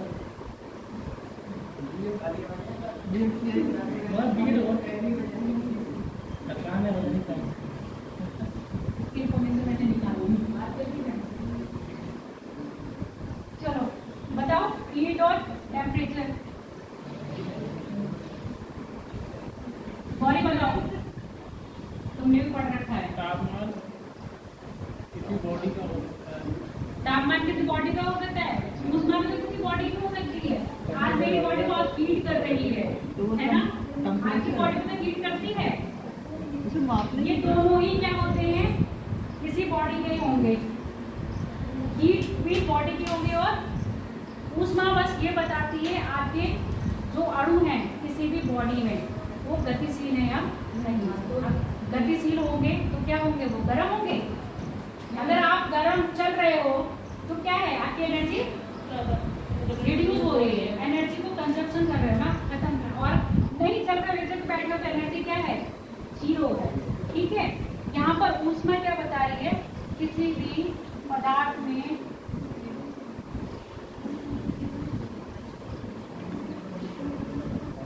अणुओं की गति का योग। कितनी शुद्ध हिंदी हो गई, कहने का मतलब है कौन सा पदार्थ गर्म है और कौन सा पदार्थ ठंडा है। ठीक है, ऊष्मा की तो पता चलता है। जैसे हम किसी चीज को छूते हैं, अगर वो गर्म होगी तो क्या होगा, हमें गर्म का अंदाज होगा, एहसास होगा। और ठंडी होगी और उसको टच करेंगे तो हमें क्या होगा, ठंडे का एहसास होगा। तो एक तरह से जो उसमें से हीट निकल रही है, हीट तो निकलती है, कोई भी पदार्थ ठंडा या गर्म है उससे हीट तो निकलती है बाहर। ऐसे सोचो, ये दो पदार्थ हैं, ये ठंडा है और ये कोल्ड एंड हॉट है। तो आप ठंडा पानी भी रखते हो, मतलब ठंडा पानी भी है, तब भी उसमें से जैसे बर्फ होती है ना, तो तब भी उसमें से स्टीम निकलती है। फिर इसको खोला है तो स्टीम बाहर निकलते हुए देखा है कि नहीं, है ना। तो जो हीट निकल रही है, अब हीट ये नहीं है कि गर्म है, क्या है, हीट ठंडी भी है। अब कुछ गर्म पानी देखा होगा, उसमें से भी हीट क्या निकल रही है, बाहर निकल रही है। तो ये क्या करती है, बाहर क्यों निकल रही है, अपना टेम्परेचर मेंटेन करने के लिए निकलती है ना। अब ये तो आपस में अलग अलग होंगे तो क्या होगा, इनका फ्लो कैसे होगा, इसका फ्लो इधर की तरफ होगा ना, विपरीत होगा, इसका इसकी तरफ होगा और इसका इसकी तरफ होगा। और जब तक ऐसा रहेगा जब तक क्या दोनों एक जैसे बैलेंस नहीं हो जाते। इतनी बात क्लियर हो गई ना। तो आप यहाँ पर ये बता रहे हैं, जो हमने हीट और कोल्ड की बात करी है, तो हमें कौन बता रहा है, ऊष्मा। अब ये कितनी ठंडी है और ये कितनी गर्म है, इसे मापने के लिए, इसको मापने के लिए हम बात करते हैं। अभी आपने छू के बताया कि ये चीज गर्म है, ये चीज ठंडी है, या उसको देख के महसूस करके बताया। अब हम उसको बता रहे हैं कितने डिग्री में ठंडी है या कितने डिग्री गर्म है। ठीक है, जो डिग्री का बात कर रहे हैं वो हम किससे कर रहे हैं, टेम्परेचर से, यानी कि तापमान से। क्लियर हो गया, ऊष्मा और तापमान में अंतर। अब ये बताओ, पृथ्वी जो आपकी पृथ्वी है, जो आपका दिन है, सबसे ज्यादा गर्म कब होती है और सबसे ज्यादा ठंडे कब होते हैं। इतना तो अनुभव कर ही रखे हो कि दिन सबसे ज्यादा गर्म कब होगा, 12 बजे के आपको ज्यादा गर्मी लगती है, 12 बजे लगती है बहुत ज्यादा, 12 बजे के बाद। क्योंकि 12 बजे मैंने क्या कहा था, लगभग 12 बजे तक सूर्य क्या होता है, पृथ्वी पे लंबवत पड़ जाता है। लंबवत पड़ गया तो इसका मतलब वो गर्म हो गया होगा। पर उसका जो हीट ऑब्जर्व करेगी पृथ्वी, जो बाद में हीट छोड़ेगी उसको क्या करेगी, रिफ्लेक्ट करेगी, उसको जो बाद में करेगी ना, तो दिन जो गर्म होंगे 2 बजे से 4 बजे के बीच में, और ये दोपहर का टाइम होता है ना, दोपहर से 2 बजे के 4 बजे के बीच में क्या होगा, दिन सबसे ज्यादा गर्म होंगे। और सबसे ज्यादा ठंडे कब होंगे, आपके सुबह 4 बजे से 5 बजे के बीच। यहाँ पर लिख लेना प्रातः यानी कि मॉर्निंग, AM PM जो भी लिखना चाहूँ, और यहाँ लिखना शायद तो अच्छा नहीं लग रहा है, दोपहर लिख दो।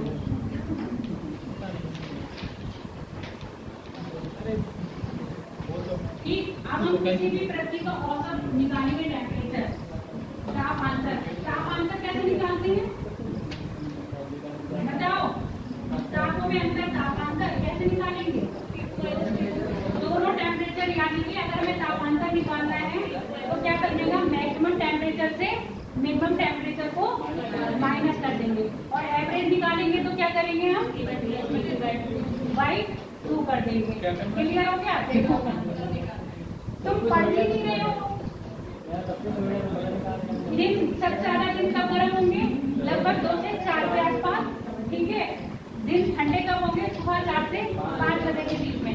अब हम पूरे दिन का औसत निकालेंगे, ताप अंतर निकालेंगे, तो सबसे ज्यादा मैक्सिमम टेम्परेचर निकालेंगे और मिनिमम टेम्परेचर निकालेंगे, लेस कर देंगे तो ये हमारा आ जाएगा ताप अंतर। दोनों दिन में तापों में अंतर कितना रहा, ठीक है। ऐसे हम वर्ष में भी निकालते हैं। और अब हम औसत निकालेंगे तो डिवाइड बाई 2 कर देंगे, तो क्या निकल जाएगा? हमारे औसत निकल जाएगा किसका? तापांतर का। क्लियर हो गया? नहीं, अगर हमें दिन और वर्ष में निकालना है, अब वर्ष में निकालेंगे तो हम कैसे निकालेंगे? सबसे ज्यादा गर्म महीने और सबसे ज्यादा ठंडे महीने, उनका तापांतर नोट कर लेंगे और निकाल लेंगे। इतनी क्लियर होगी बात? अब डिस्ट्रीब्यूशन देख लेते हैं, टेम्परेचर का डिस्ट्रीब्यूशन अर्थ पर।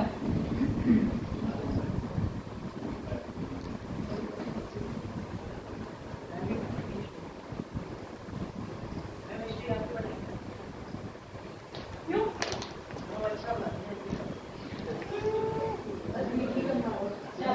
अभी देखिए जाएगी, फिलहाल जो पढ़ रहे हो वो पढ़ लो, ठीक है। फिलहाल जो पढ़ रहे हो उस पर फोकस करो। हाँ, वही वाली बात है। यही तो आज के लोगों की समस्या है, जो मिल रहा है उसमें कुछ नहीं है, जो नहीं मिल रहा है या जो नहीं मिला है, ठीक है। देखो आप यहाँ हाँ, देखो इंसान तक नहीं ये फैक्ट है, वर्तमान में जो हमें मिल रहा है हम उससे नहीं जी रहे हैं, जो मिल छूट गया उसके पीछे हम रो रहे हैं, और जो आने वाला है उसको प्राप्त नहीं कर रहे हैं, सपने देख रहे हैं मिल जाएगा आने का। मेन बात है आपका वर्तमान खुश रहना चाहिए, चाहे वो कैसे भी रहे। तो भविष्य की तो चिंता करनी, भविष्य की चिंता करके आप कदम तो आगे बढ़ाओ, हम कदम तो बढ़ता रहे। हाँ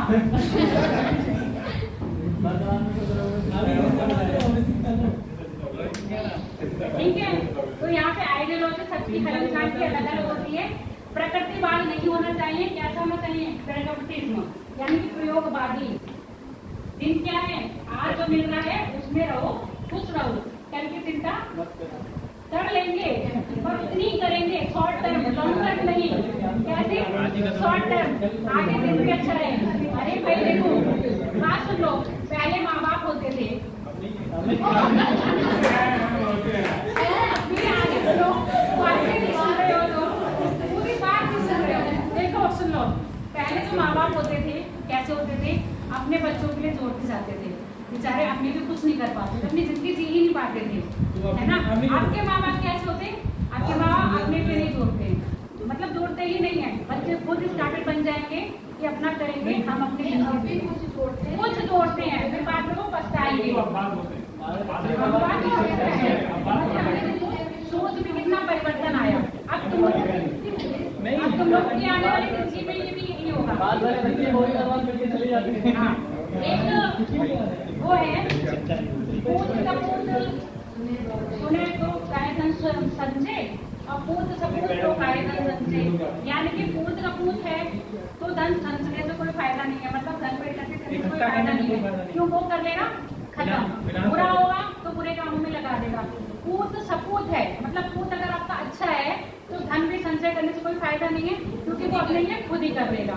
क्लियर हो गया? तो ये आइडियोलॉजी सही है कि माँ बाप धन समेटते हैं और बच्चे क्या करेंगे?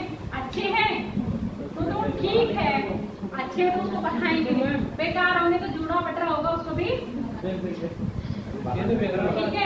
हो गया एंजॉयमेंट। अब चलो टॉपिक लिखो, distribution of temperature on earth. Distribution of temperature on earth, यानी कि तापमान का वितरण, पृथ्वी पर तापमान का वितरण हिंदी में। हाँ बैटिंग है बेटा, ये वायु का तापमान ये समझा दिया।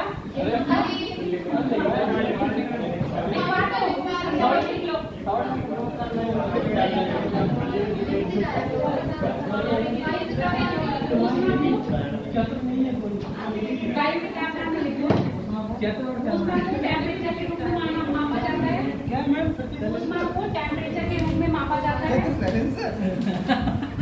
ऊष्मा को टेम्परेचर के रूप में मापा जाता है।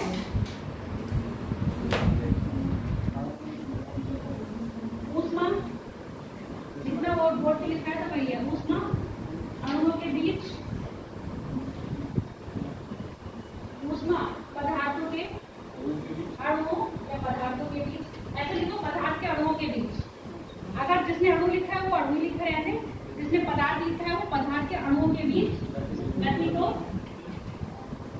प्रदर्शित करती है।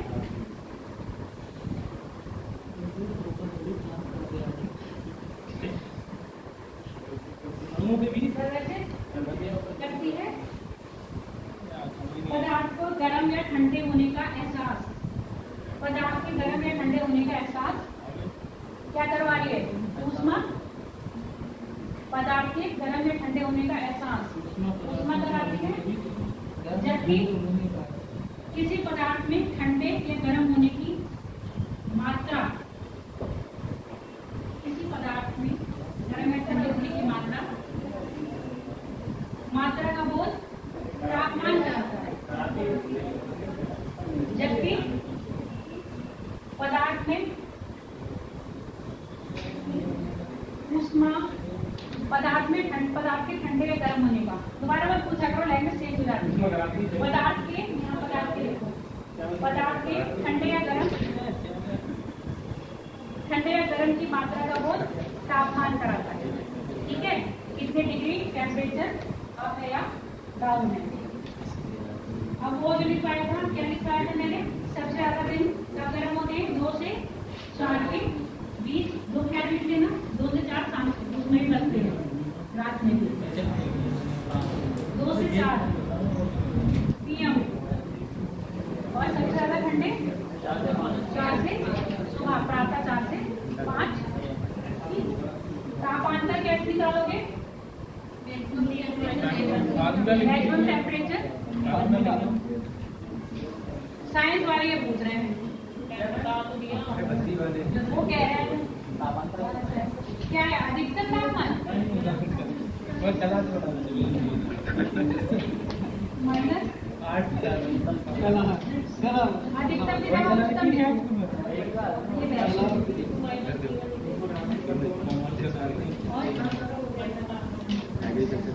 ये तापांतर हो गया। औसत निकालोगे, औसत ताप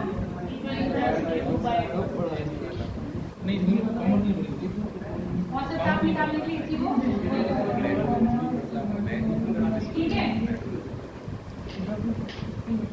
चलो अगला हेडिंग क्या बोला मैंने?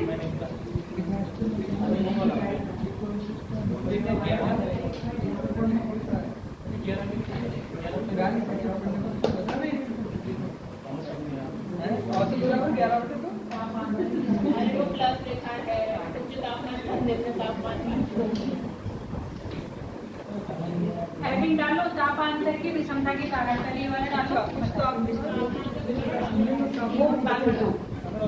ये रह जाएगा तापांतर की विषमता के कारण।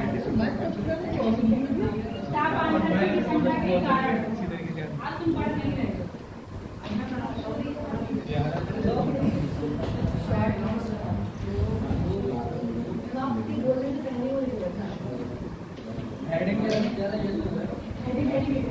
अंतर्यामी है वो, अंतर्यामी। क्या बोला मैंने हेडिंग? देखो, एल्टीट्यूड और लैटीट्यूड में फर्क पता है किसी को? बताओ क्या है एल्टीट्यूड और लैटीट्यूड? बताओ। लैटिट्यूड जो होते हैं वो जो मतलब पृथ्वी पर जो इमेजिनरी लाइन है जो क्षैतिज रूप में दे रखी है, हॉरिजॉन्टल है, और जो एल्टीट्यूड होता है वो वर्टिकल होता है। लंबवत और क्षैतिज। हाँ भैया, इतना इंग्लिश तो मुझे भी पता है। इतना तो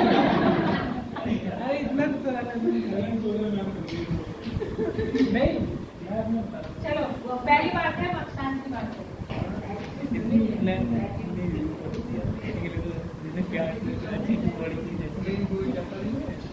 जब एटीट्यूड और एप्टीट्यूड पढ़ोगे तभी बहुत कंफ्यूजन होगा तुम्हें। कुछ लोग एटीट्यूड और एप्टीट्यूड को एक ही चीज समझ लेते हैं, पर जबकि वो दोनों चीजें अलग हैं।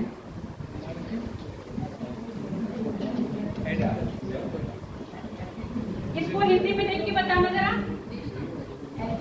हाँ, एटीट्यूड को वो गंता या उड्रियंता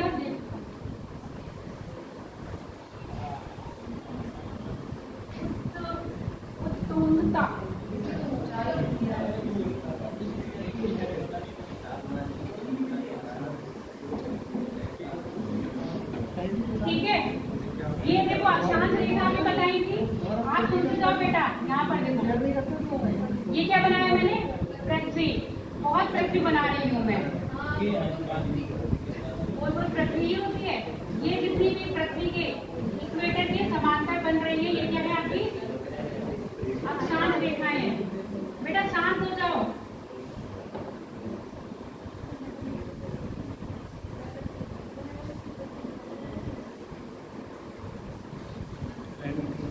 इक्वेटर है ये, यानी कि आपकी भूमध्य रेखा।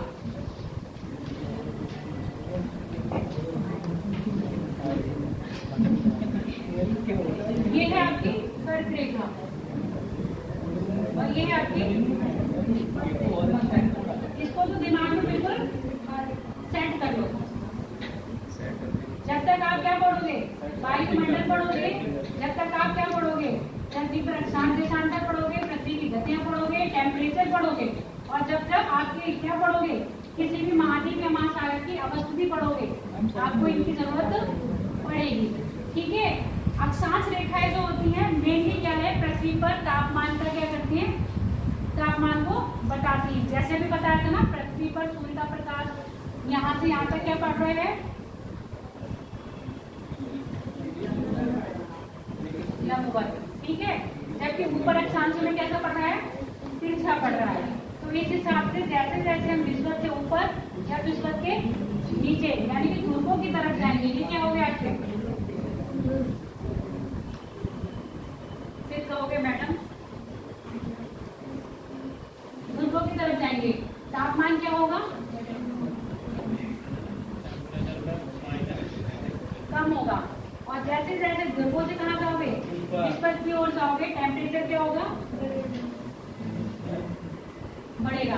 तो ऐसे क्या है, अक्षांश रेखाएं क्या कर रही है, आपके तापमान का क्या कर रही है, हेडिंग क्या था, विषमता के कारण। हाँ, तो ताप में क्या है, विषमता को दर्शा रहे हैं। हर एक अक्षांश पे जाने में टेम्परेचर में क्या होगी, गिरावट आएगी। ठीक है। अब हम बात करते हैं आपकी अतुंगता यानी कि एल्टीट्यूड की। एल्टीट्यूड यानी कि ऐसे समझ लो, ये मैंने क्या बनाई है, पृथ्वी। ठीक है। ये मैंने बनाया धरातल और ये मैंने बनाया पहाड़। ठीक है। अब ये एल्टीट्यूड कैसे, अभी जो समझाया था, पृथ्वी की सतह पहले क्या होगी, गर्म होगी ना, पृथ्वी की सतह गर्म होगी, फिर उसके साथ जो पहली परत होगी वो गर्म होगी। वो कैसे गर्म हो रही है, कंडक्शन से, है ना, संचालन से। उसके बाद जितनी परत है ऊपर वो कैसे गर्म हो रही है, संवहन से। तो और संवहन की जो प्रक्रिया होगी वो कैसे हो रही होगी, लंबवत, यानी कि उसमें कैसे जा रही होगी, नीचे से ऊपर, नीचे से ऊपर जा रही होगी। तो जैसे जैसे उसके संपर्क में क्या आ रही होंगी, लेयर्स आ रही होंगी, वैसे वैसे गर्म हो रही होगी। पहली लेयर जल्दी गर्म होगी, उसके बाद दूसरी लेयर, उसके बाद तीसरी लेयर, उसके बाद चौथी लेयर। ठीक है। ऐसे वायुमंडल में क्या होंगी, परतें गर्म होंगी। अब यहाँ जब मैं परत पढ़ा रही थी, कल तुम लोगों ने देखा ना, ऐसे ऐसे पढ़ाती जा रही थी, पढ़ाया था ना। तो ये क्या थी, वायुमंडल की परतें थी। सबसे पहले यानी कि क्षोभ मंडल आएगा ना, क्षोभ मंडल पे भी अब ये भी बताया था, जैसे जैसे ऊंचाई पर जाओगे टेम्परेचर क्या होगा, कम होता जाएगा। तो जो टेम्परेचर का कम होना यही बता रहा है कि आपका एल्टीट्यूड, कौन सा देश या कौन सा शहर या कौन सा जिला कौन से एल्टीट्यूड पर है, वहाँ का टेम्परेचर आराम से पता चल जाएगा। बिल्कुल धरातल के पास है तो वो क्या होगा, गर्म होगा। धरातल से थोड़ा सा ऊपर जा रहा होगा तो क्या होगा, वो ठंडा होगा। समझ रहे हो नहीं? तो ये जो ऊंचाई पर जा रहे हैं वो क्या हो रहा है, आपका एल्टीट्यूड है। क्लियर नहीं आया बात? अब दूसरी होती है, नहीं समझ आया, किसको समझ नहीं आया, ईमानदारी से बताओ। नहीं समझ आया? और कोई, देखो ईमानदारी से बताओ, ईमानदारी से बताओगे तो आपका फायदा है, ईमानदारी से नहीं बताओगे तो आपका घाटा है।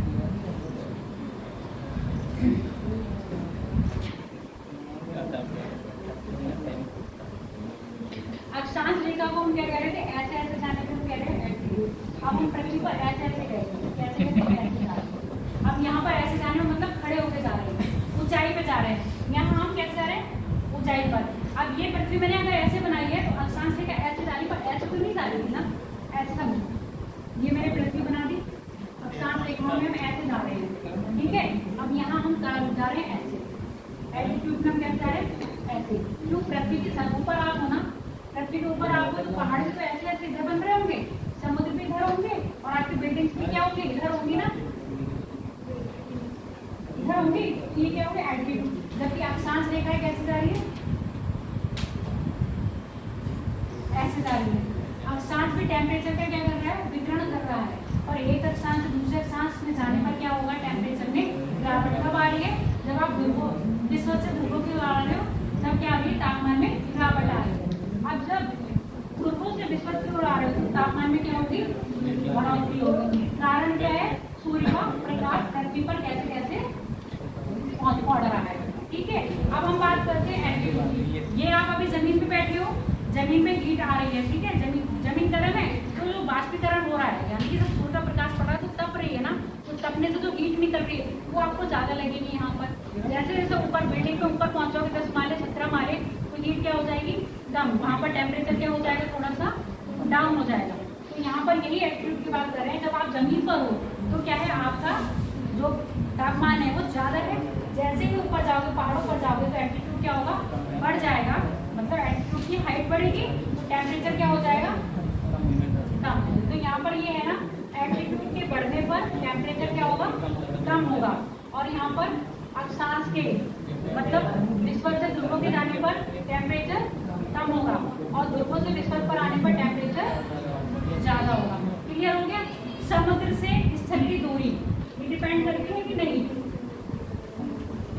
समुद्र से स्थल की दूरी टेम्परेचर पर फर्क डालेगी। कैसे डालेगी बताओ,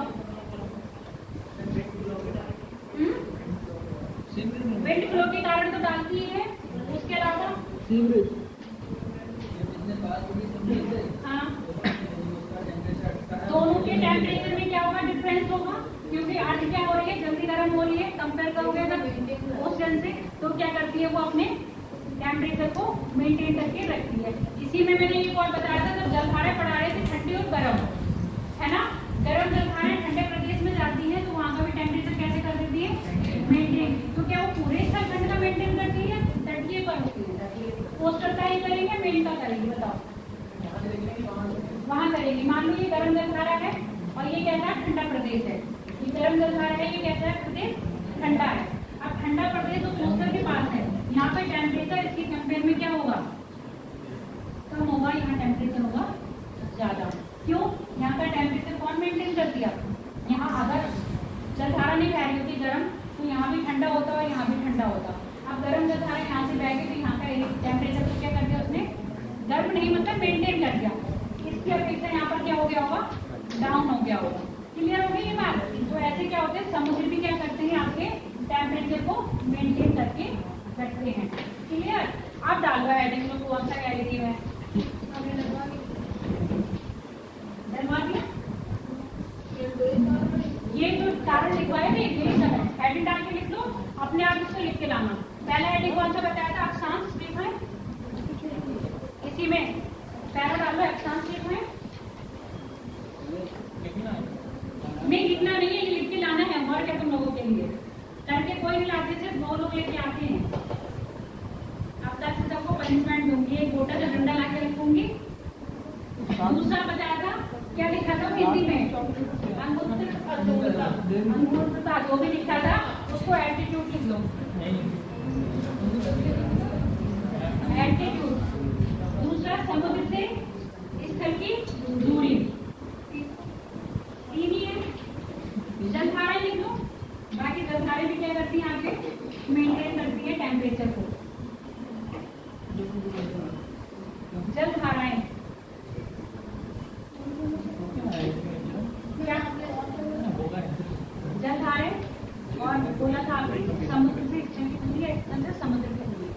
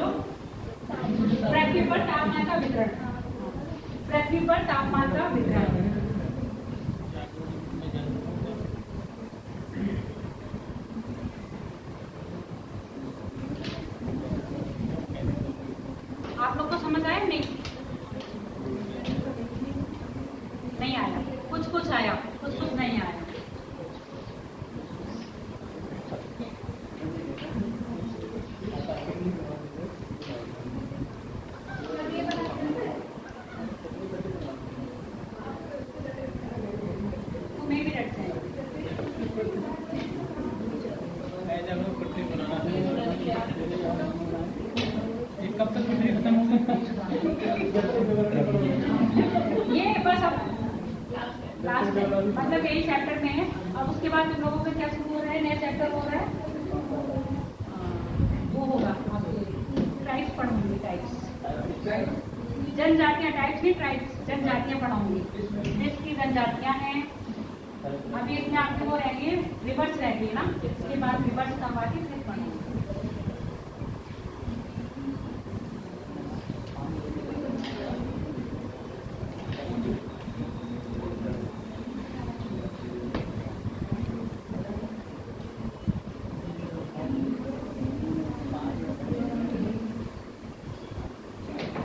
ये दोनों कहाँ चले गए?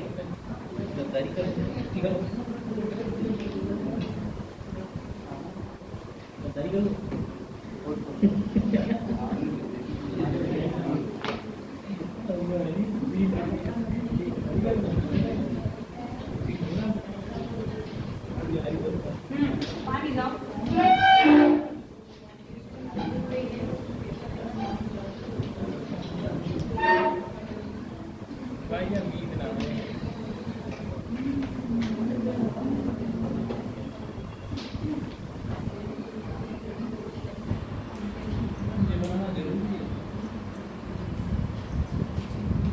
समझोगे तो बना लो, नहीं समझोगे तो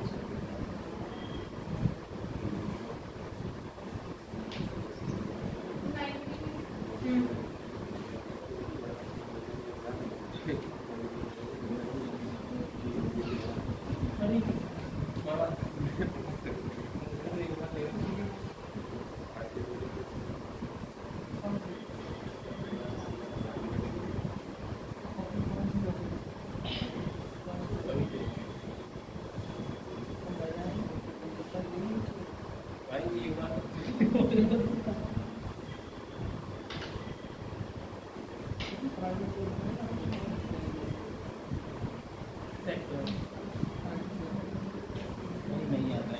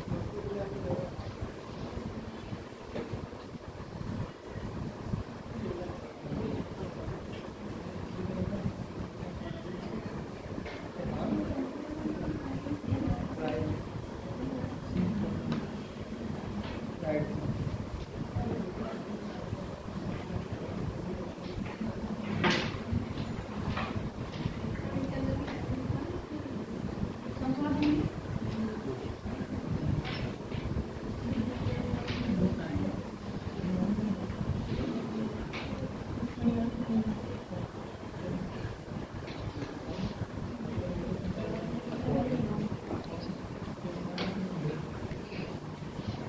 गया, बन गया सबका?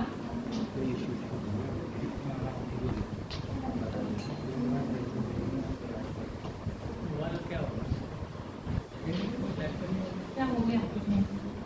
आपस की बात पृथ्वी पर जो टेम्परेचर का डिस्ट्रीब्यूशन हो रहा है वो 3 जोन में हो रहा है। कितने जोन में हो रहा है? 3 जोन। कौन कौन से? ट्रॉपिकल, टेम्परेट और प्लेट। यानी कि उष्णकटिबंधीय, लिखो, हेडिंग पे डाल दो। पृथ्वी पर डालिए, ये तीनों हेडिंग डाल दो। 3 आधार पर तापमान का वितरण किया गया है। ये 3 आधार जो चित्र में बनाए हैं वो लिख दो।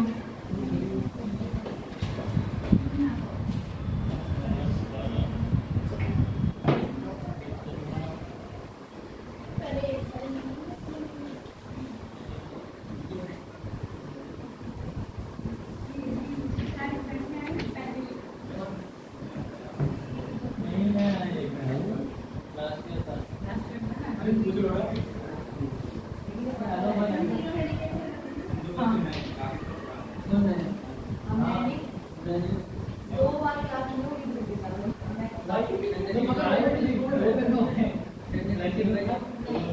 पिछली बार स्टेशन पर तो मैं आई नहीं, अब की है नहीं बना। क्या हो गया?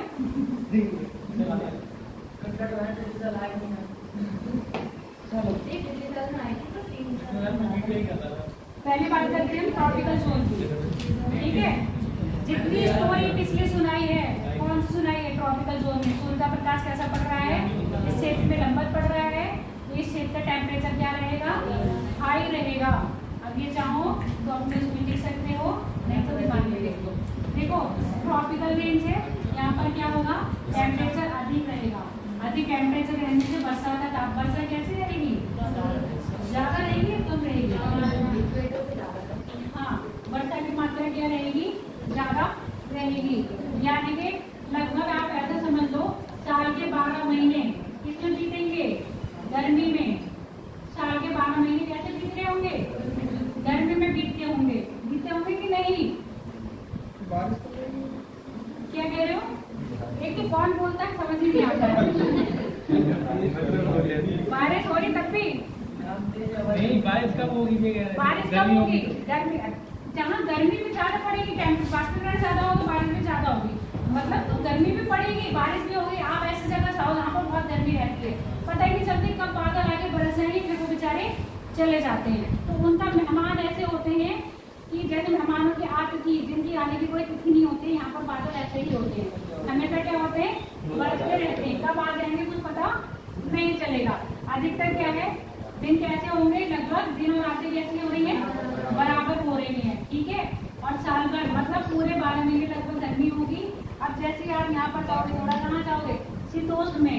यहाँ 2 महीने छोड़ के दो महीने आपको कौन सा हो सकते हैं? वो आप मुझे आराम से बता सकते हो। दिसंबर और जनवरी, है ना? दिसंबर जनवरी में क्या रहता है? ठंडा रहता है। उसके बाद में सारे मौसम कैसे रहते हैं? गर्मी के रहते हैं कि नहीं? बहुत ठंडा कब रहता है?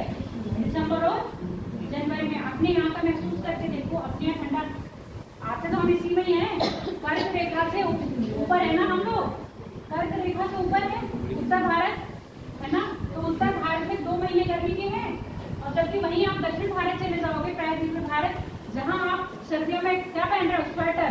वहाँ पर आप स्वेटर नहीं पहनोगे क्यों? वहाँ गर्मी पड़ रही है ना। इसीलिए तो पता है यहाँ पर 12 महीने के गर्मियाँ पड़ेगी, और यहाँ पर सिर्फ 2 महीने क्या पड़ेंगी?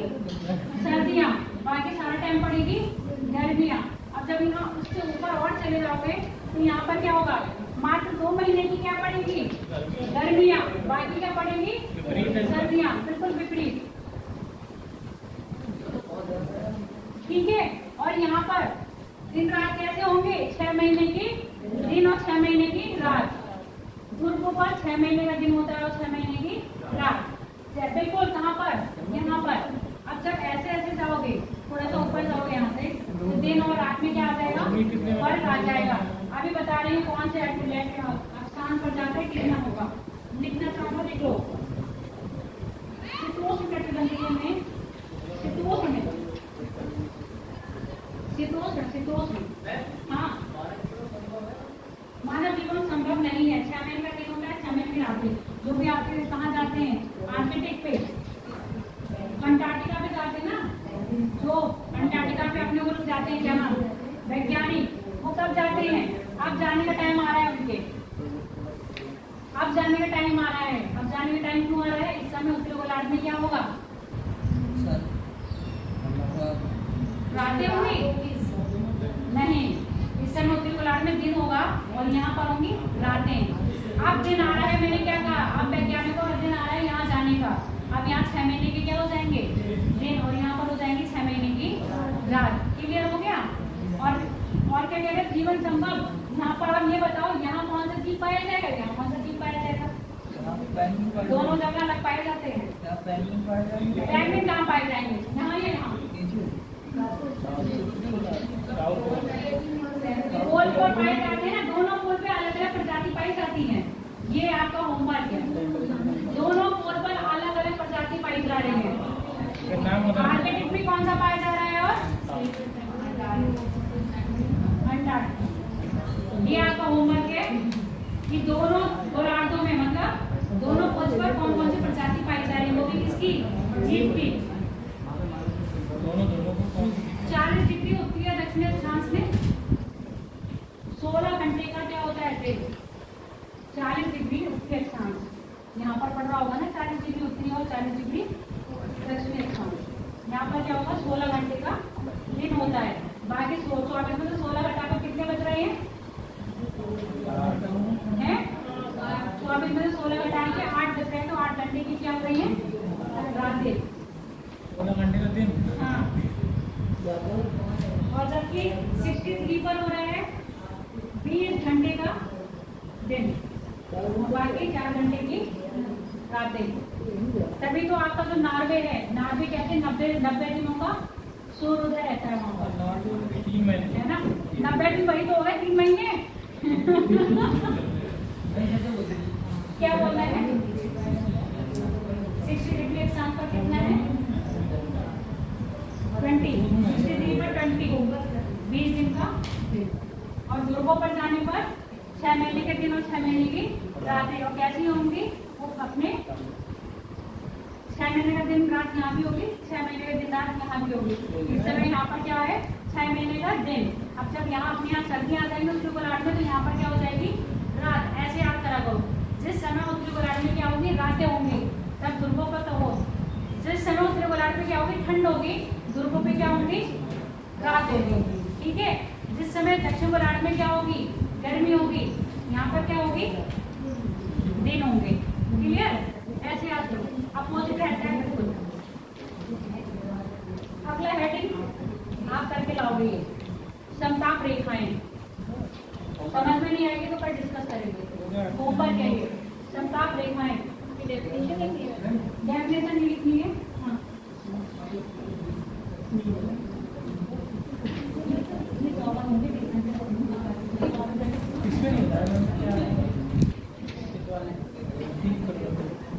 लिख लो, होमवर्क करके लाना है। क्या है, समताप रेखाएं। क्योंकि समताप रेखाएं उसमें पढ़ा चुकी हूँ। किसमें पढ़ाया था, जलमंडल में, हाइड्रोस्फीयर में, इसलिए मैंने आपको दे दिया है। डेफिनेशन भी लिखनी है, क्यों अंतर पड़ रहा है दोनों गोलार्धों में, अक्षांश रेखाओं को फॉलो नहीं कर रही है। टेम्परेचर कब अप डाउन, मतलब नॉर्थ, वैसे तो पूरब से पश्चिम चल रही है, पर ये नॉर्थ और साउथ कब उठती है, ये आपको बताना है। ठीक है। अगला एडिट डाल दो, टाइम हो गया, एडिट डाल के रख लो।